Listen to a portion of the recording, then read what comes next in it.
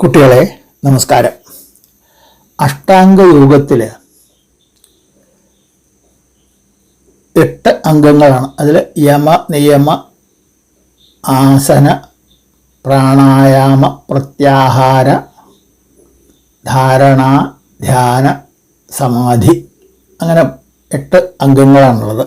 അതിൽ യമം എന്നുള്ള ഇതാണ് ബാലോപദേശത്തിലെ ആദ്യത്തെ ഖണ്ഡത്തിൽ നമ്മൾ കണ്ടത്. യമം എന്ന് പറഞ്ഞാൽ മനോനിയന്ത്രണം, മനസ്സിനെ നിയന്ത്രിക്കുക.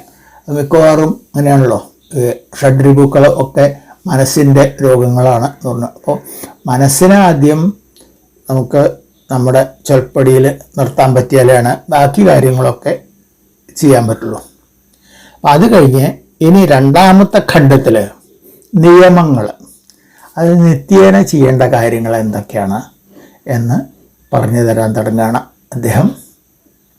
അപ്പോൾ നിത്യകർമ്മങ്ങൾ ചെയ്യാൻ ആദ്യം എന്താ, ഉറങ്ങിയിട്ട് നീക്കുക. അവിടെ മുതൽക്കാണല്ലോ കർമ്മങ്ങൾ തുടങ്ങുക. പിന്നെ ശൗചം മുതലൊക്കെ വേണം. അപ്പോൾ അത് എപ്പോൾ എണീക്കണം, അതിന് പറ്റിയ സമയം ഏതാണ് എന്നാണ് ഉറവങ്കര ഈ രണ്ടാമത്തെ ഖണ്ഡത്തിലെ ആദ്യത്തെ ശ്ലോകത്തിൽ ചെയ്യുന്നത്. നമുക്ക് ആ ശ്ലോകം ഒന്ന് ചൊല്ലി നോക്കാം.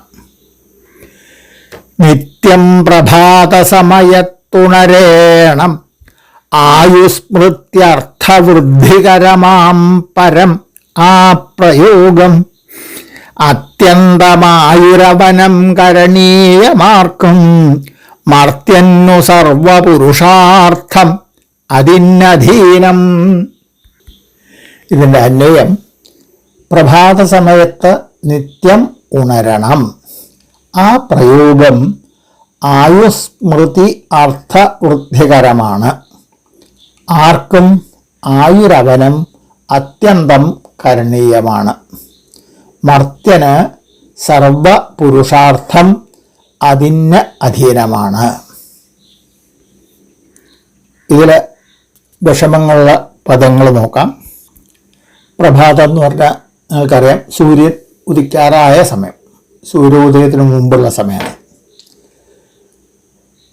ആയു എന്ന് പറഞ്ഞാൽ ആയുസ്, സ്മൃതി എന്ന് പറഞ്ഞാൽ നേടിയ ജ്ഞാനം, ഇതിൻ്റെ ഓർമ്മ. പിന്നെ അർത്ഥം എന്ന് പറഞ്ഞാൽ ഐശ്വര്യം. വൃദ്ധികരം എന്ന് പറഞ്ഞാൽ വൃദ്ധി ഉണ്ടാക്കുന്ന, അഭിവൃദ്ധി ഉണ്ടാക്കുന്നത്, അതായത് വളർത്തുന്നത് അർത്ഥം. പ്രയോഗം എന്ന് പറഞ്ഞാൽ പ്രവൃത്തി. ആയുരവനം, ആയുസ്സിൻ്റെ അവനം, ആയുസ്സിൻ്റെ സംരക്ഷണം. കരണീയം എന്ന് പറഞ്ഞാൽ ചെയ്യപ്പെടേണ്ടത് എന്നുള്ള അർത്ഥത്തിൽ. പിന്നെ പുരുഷാർത്ഥം, പുരുഷാർത്ഥങ്ങൾ 4ആണ്. ധർമ്മം, അർത്ഥം, കാമം, മോക്ഷം എന്നിങ്ങനെ 4ആണ് പുരുഷാർത്ഥം. അതിന് അധീനം, അധീനം എന്ന് പറഞ്ഞാൽ എൻ്റെ ചൊൽക്കീഴിൽ നിൽക്കുന്ന ഒരവസ്ഥ, അതാണ് അധീനം. ഇനി ഇതിൻ്റെ ഒട്ടാകെ അർത്ഥം നോക്കാം. പ്രഭാത സമയത്ത്, അതായത് സൂര്യൻ ഉദിക്കും മുമ്പ്, നിത്യം ദിവസം വേണം, ദിവസേന, അതായത് അനധ്യായ ദിവസമാണ് അല്ലെങ്കിൽ ഞായറാഴ്ചയാണെന്ന് വിചാരിച്ച് ഒഴിവ് കണക്കാക്കരുത്.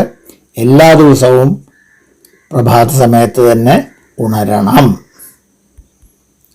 അതുകൊണ്ട് എന്താണ് ഗുണം എന്ന് വെച്ചാൽ, അത് ആയുസ്, സ്മൃതി, അർത്ഥം ഇതിനൊക്കെ വൃദ്ധികരം ആണ്.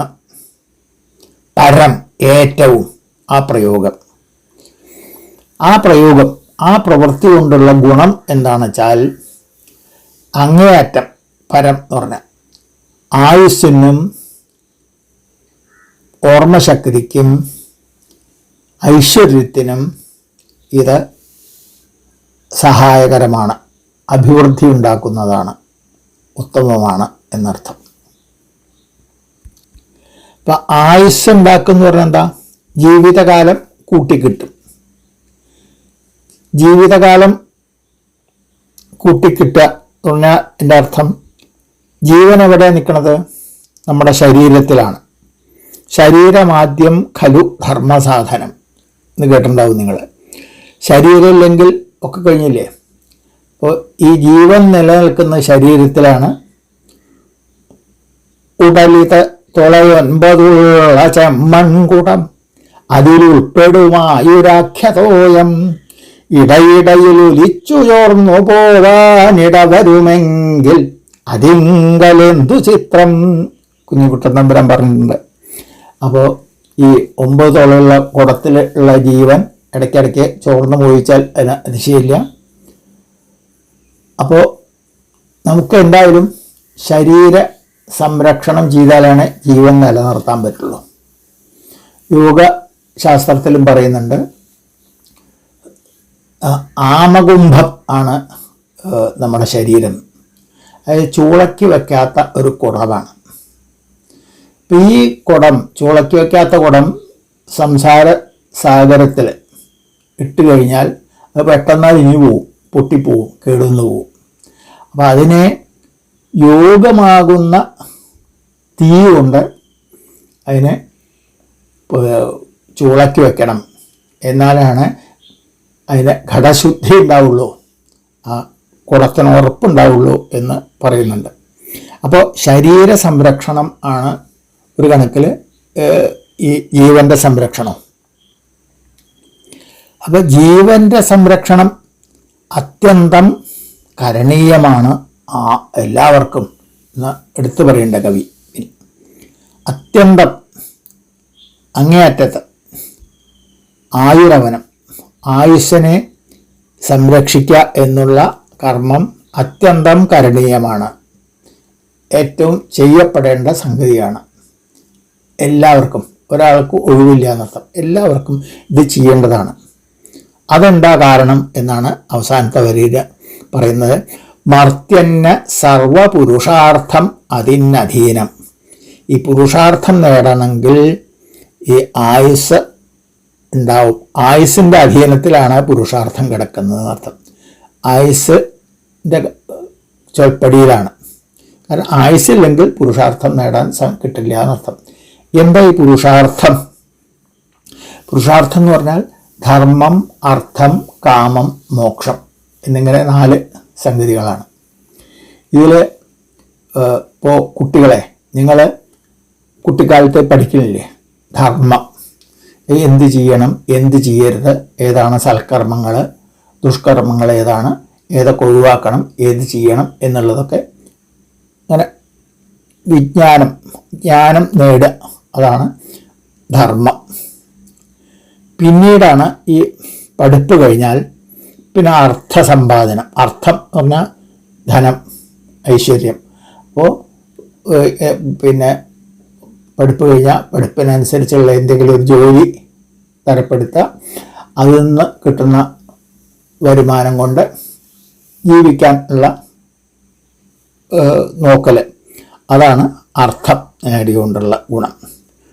പിന്നെ അത്യാവശ്യം അറിവുണ്ട്, സമ്പാദ്യം ഉണ്ടെങ്കിൽ പിന്നെയാണ് കാമം.